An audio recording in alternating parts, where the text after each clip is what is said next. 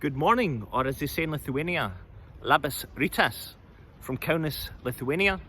I'm currently in the Old Town. Behind me you can see St. Michael and the Archangel Cathedral, which is a Catholic church built in 1895. And interesting fact for you, in the Soviet Union, religion was banned. So this beautiful cathedral was an art gallery. As you can see, there's some repair work there. Needs a little bit of tender loving care, but the building is beautiful Gothic architecture. Behind me is the kind of main street of the Old Town, a beautiful tree-lined boulevard. I've got a couple of hours to kill as I'm flying to Italy later on today, so I'm going to give you an express tour of Kaunas and show you why you should visit this beautiful city here in beautiful Lithuania. Let's go. So let's start with the sculpture man. It's bronze. It was made in 1949. Not really too sure what this building is. There's obviously a lot of repair going on. Something there says orchestra, so I don't know if it's maybe a concert hall. So we're on the main square of the Old Town. There's the cathedral.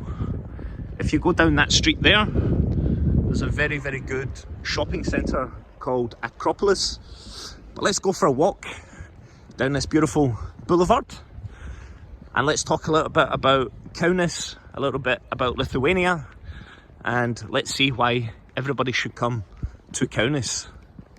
So it's just after 9 o'clock on Saturday morning, 22 October. So it's pretty quiet, as you can imagine, for a very early Saturday morning. But I just wanted to show you this as well.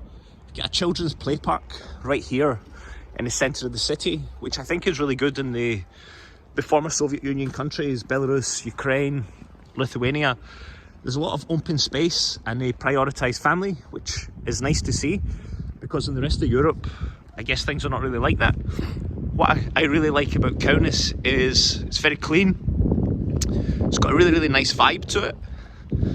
It's very, very interesting, I think, to see kind of the mixture of Soviet past and I guess sort of the European Union reconstruction of Kaunas. There's a lot of money going into rebuilding infrastructure here.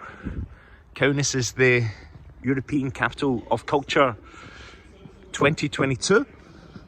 But as you can see, this beautiful street here, lovely restaurants, cafes, bars down there. Caffeine. It's my favourite place to buy coffee in Lithuania. So Kaunas was actually the capital of Lithuania between 1919 to 1940. They call it the interwar period, when Vilnius was actually annexed by Poland, because Lithuania used to be the biggest country in Europe. And for a time, Lithuania and Poland were one country. So most of modern day Belarus, parts of Ukraine, all of Poland, and even further down was Lithuania. It was the biggest country. So between 1919 and 1940, Vilnius basically got annexed, or basically joined Poland. So Kaunas was the capital for 21 years. So it's still actually where you've got the national stadium of Lithuania. They've just built a beautiful big new football stadium here. It's a really good city. Last month I was in Vilnius. I made a lot of good content from Vilnius. Unfortunately, I had a problem and it got deleted. But I can tell you from first-hand experience, Lithuania, great country. What's the difference between Vilnius and Kaunas? I would say Vilnius is probably a little bit more like most capitals, multicultural, really fast-paced, busy, whereas Kaunas is a bit more laid back, quite relaxing. It's got a different vibe to it. I actually prefer Kaunas. So there's this beautiful fountain on the boulevard here in the Old Town. Got the War Museum over there somewhere. A little bit of construction going on, so it's a lot of money being invested in Kaunas just now, rebuilding the infrastructure. I really, really like this city. Really, really relaxing. It's got a good vibe to it. Really clean. But I want to show you something. Down here, we've got the mighty river Neman, which starts in Belarus and flows out to the Baltic Sea. I've got something interesting to tell you about the river Neman. Let's go and look.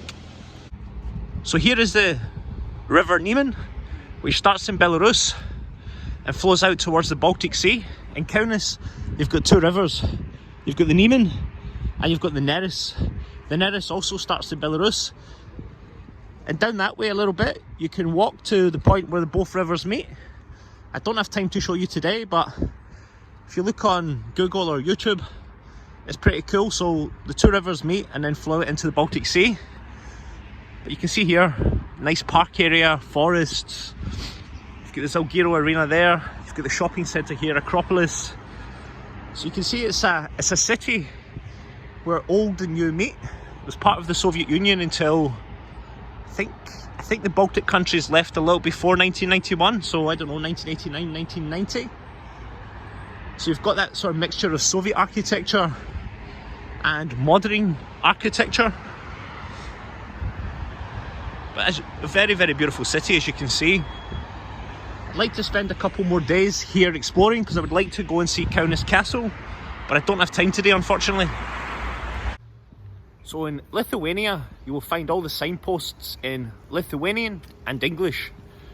The older generation, let's say people mid-40s up, they usually speak Russian, so they'll speak Lithuanian and Russian. But all of the younger generation, let's say people under 40, they all speak perfect English. So you can come to Lithuania, everybody speaks English, signposts are in English. It's really, really easy to get around. Unlike some of the other countries that were in the Soviet Union where the level of English isn't very good. So I'd actually say English in Lithuania, 9 out of 10.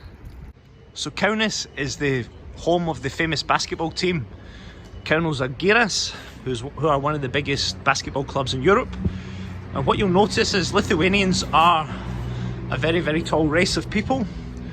And basketball is actually the national sport here. It's not really a lot of interest in football. So this is the shop of Žalgiris, who play down there in the Kaunas Arena. But yeah, basketball is the national sport here and the people are pretty tall. So Kaunas is the European City of Culture for 2022. And here we've got some of the former dukes of Lithuania. So let's have a look at some of the culture. Get a stone here. Kaunas 1410 to 2010. 600 years of Kaunas. Got a little bit here about the different dukes, but over here we've got a beautiful parked area. We've got the town hall and we've got some statues.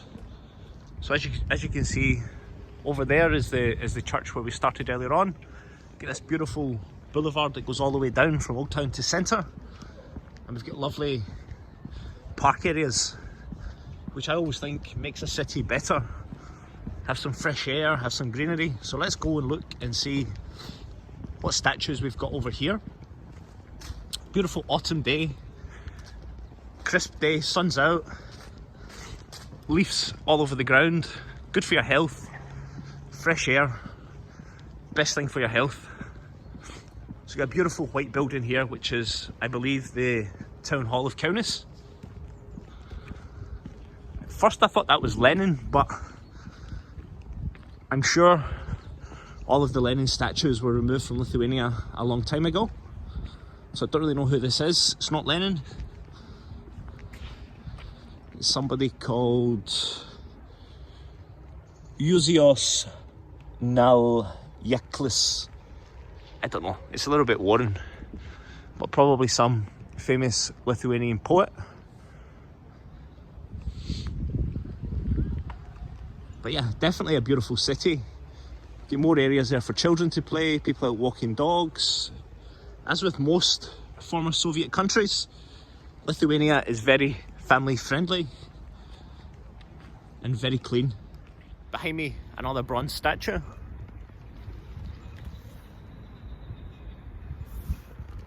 So what do you think of Kaunas so far? Would you like to come to Kaunas? So here you've got like the old Soviet architecture, the grey kind of concrete blocks, the old sort of Soviet apartments, mixed in with the kind of older architecture there. and there. So like I say, it's a city of contrast.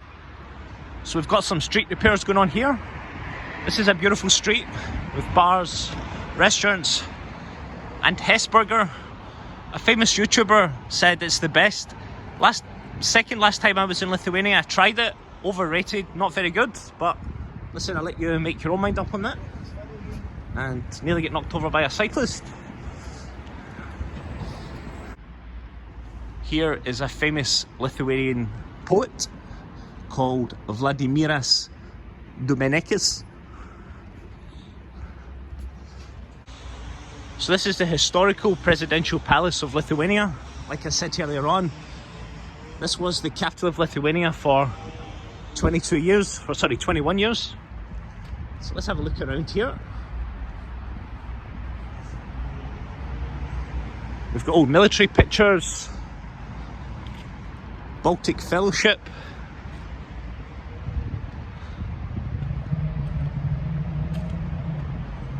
Very interesting. I wish I had enough time to come and explore this all.